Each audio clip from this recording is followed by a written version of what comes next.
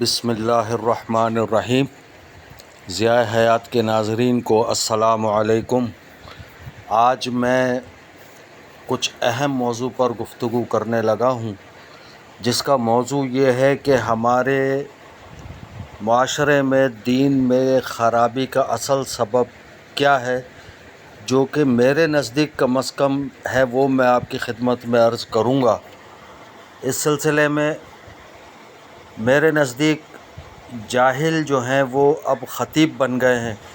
جاہل لوگوں کا خطیب بن جانا، جنہوں نے 1 سال 2 سال 9 سال کہیں پر بھی کوئی ذرا سی بھی کوئی دینی تعلیم حاصل نہیں کی، صرف اردو کتب لے لیں اور اس کے تراجم جو ہے وہ پڑھ کر اور لوگوں میں اس کی تبلیغ شروع کر دی اور خطیب بن گئے، تو ایسے لوگ بھی اس کی وجہ ہیں۔ دوسری چیز، علم پر ترنم کو ترجیح دیتے ہیں، یعنی قرآن کی آیت ہو یا کوئی اس کا ترجمہ ہو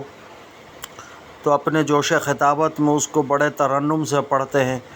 اور عوام جو ہے اس پر واہ واہ واہ واہ کرتی ہے۔ یہ بھی ہمارے لیے بہت زیادہ غور طلب گفتگو ہے۔ تیسری چیز، قرآن و سنت کے جو مضبوط حوالے ہیں، ان کے بجائے موضوع روایات اور شعر و شاعری سے کام لیتے ہیں، یعنی اپنی بات کی تصدیق جو ہے وہ یا تو اشعار سے کریں گے یا اس کی وضاحت، اور موضوع روایت جو گڑھی ہوئی ہیں، ایسی روایت جس کا کوئی سر پیر نہیں ہوتا، وہ چیزیں بیان کی جاتی ہیں، صرف اس لیے کہ ان کے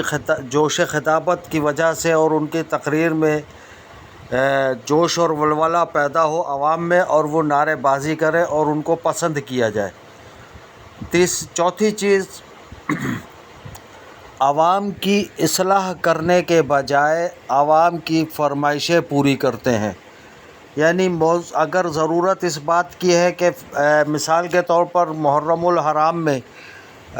شہدائے کربلا کا واقعہ ہے، تو اس میں یہ بتائیں کہ شہدائے کربلا میں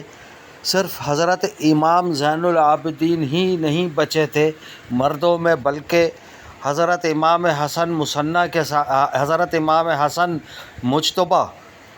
رضی اللہ تعالیٰ عنہ کے صاحبزادے حضرت حسن مثنیٰ بھی میدان کربلا میں تھے، اور وہاں سے وہ بھی بچے تھے۔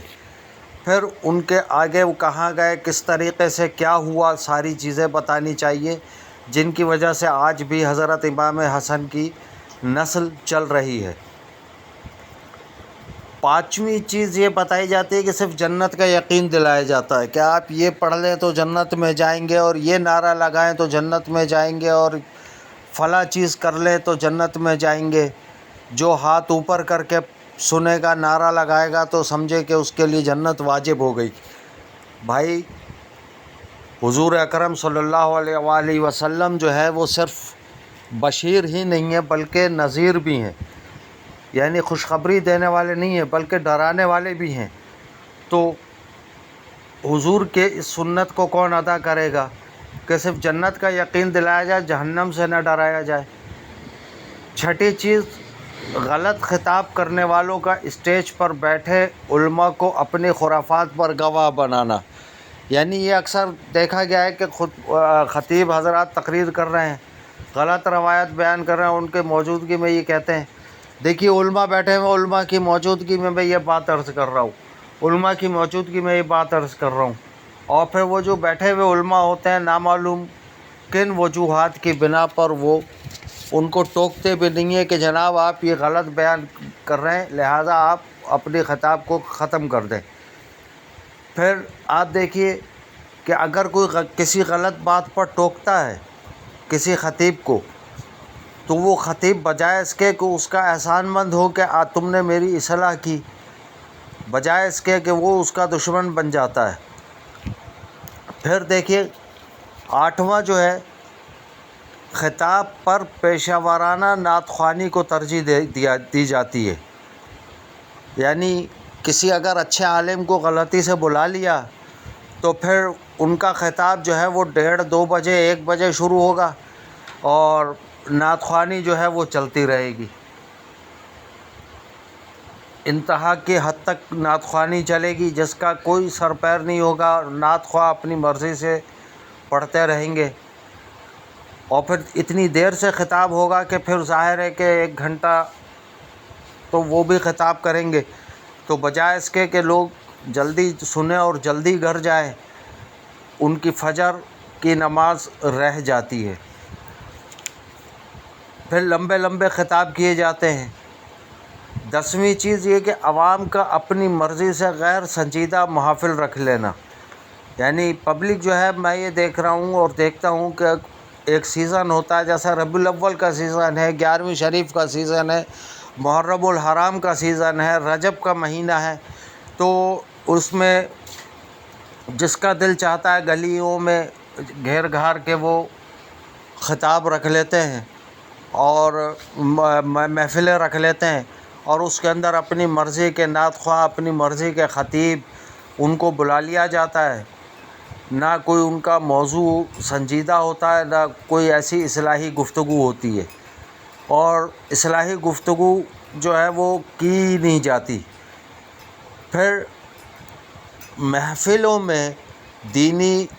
تقریبات میں اب ایک یہ ٹرینڈ کچھ عرصے سے شروع ہو گیا کہ ہمارے ہاں عمرے کے ٹکٹ جناب کی قرآن اندازی ہوگی۔ لوگ اس کا مطلب یہ کہ حضور اللہ اور اس کے رسول کی محبت میں نہیں، بلکہ عمرے کے ٹکٹ کی لالچ میں لوگ شرکت کرنا شروع کرتے ہیں۔ میں نے خود دیکھا کہ ہزاروں کی تعداد میں، سینکڑوں کی تعداد میں لوگ جناب شناختی کارڈ کی کاپیاں لیے ہوئے مساجدوں میں پہلے ہی سے اعلان کروا دیا جاتا ہے کہ عمرے کے ٹکٹ ہوں گے فلاں محفل میں، وہ جناب وہاں پہنچ جاتے ہیں۔ پھر 13ویں چیز میرے نزدیک جو ہے وہ اسٹیج سیکریٹری، چرب زبان اسٹیج سیکریٹری ہوتا ہے، وہ اس کو نہیں کچھ پتہ کہ شریعت کے کیا تقاضے ہیں، کیا کہنا ہے، کیا نہیں کہنا، کس محفل میں کتنا کچھ کہنا ہے۔ وہ اکثر دیکھا میں نے کہ وہ کہہ رہے ہوتے ہیں کہ جناب یہ آپ کی نظر، حضور کے اشعار ہیں، حضور کے محبت میں شعر کہے ہوئے، حضور کی نظر ہونے چاہیے، وہ شعر وہ کہے جا رہے ہیں وہاں پر بیٹھے ہوئے لوگوں کو، جن کو وہ پسند آ جائے اسٹیج سیکریٹری کو، وہ ان کو کہتے ہیں کہ آپ کی یہ نظر کر رہا ہوں۔ پھر دیکھیے 14واں جو ہے وہ ہر خاص و عام کو اپنی مرضی سے نعرے لگانے کی اجازت دی جاتی ہے، جس کا دل جو کرتا ہے جس کونے سے اٹھ کے نعرہ لگاتا ہے، حالانکہ یہ حق جو ہے وہ صرف اسٹیج پر بیٹھے ہوئے اسٹیج سیکریٹری اور کسی خاص شخص کو ہونا چاہیے کہ وہ اپنے خاص معینہ وقت پر یا جب محسوس کرے کہ ہاں یہ واقعی اس بات پہ نعرے لگنے چاہیے تو وہ نعرے لگائے۔ 15ویں چیز ہے کہ بزرگوں کے عرس کے کو بڑے شرعی طریقے سے منانے کے بجائے وہ آج کل یہ ٹرینڈ چل پڑا ہے کہ بس وہ دیگے پکاؤ اور تقسیم کر دو، یعنی ایک میلے ٹھیلے کا سا سما ہوتا ہے، جس کی وجہ سے بھی ہمارے ہاں یہ بدنامی کا سبب بھی بن رہا ہے، اور یہ سب چیزیں غلط شمار ہو رہی ہیں۔ اکثر تو گدی نشین جو ہے وہ خود گدی نشین کیا ان کو کہا جائے، اگر صحیح لفظ کہا جائے تو وہ گڈی نشین ہے،